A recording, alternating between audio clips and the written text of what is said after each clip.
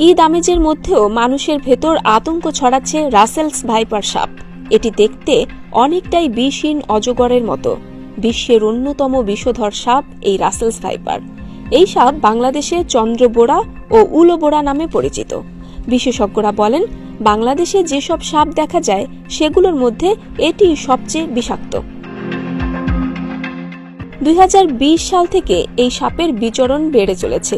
বিশেষজ্ঞরা বলছেন, বন্যা ও নদীর পানিতে ভাসতে ভাসতে ভারত থেকে বাংলাদেশে ঢুকছে এ সাপ, আর অতি দ্রুত বংশবিস্তার করে চলছে।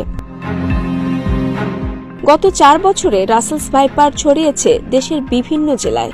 অজগরের মতো দেখতে হওয়া ও সমসাময়িক সময়ে সাপটির তেমন দেখা না পাওয়ায় এটি নিয়ে কৌতূহলেরও শেষ নেই।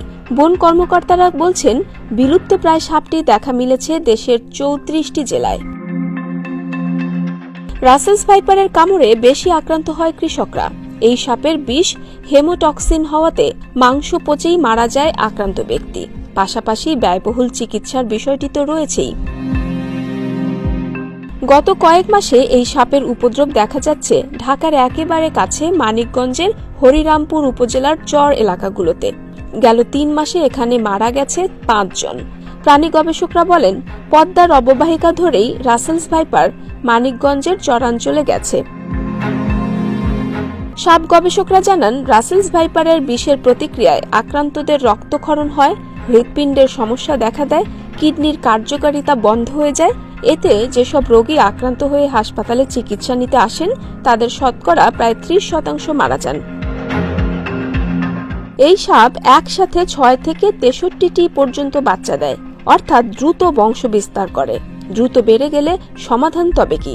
গবেষক আবু সাইদ বলেন, রাসেলস ভাইপার মেরে ফেললেই এর সমাধান হবে না, বরং এতে পরিবেশের ভারসাম্য হারাবে। প্রয়োজন এর দংশন, প্রতিরোধ ও চিকিৎসা ব্যবস্থাপনা সম্পর্কে মানুষকে সচেতন করার জোর প্রচারণা। না জেনে না শুনে মিথ্যা গুজব রটিয়ে মানুষের মাঝে আতঙ্ক না ছড়ানোর জন্য সবাইকে অনুরোধ করেন তিনি।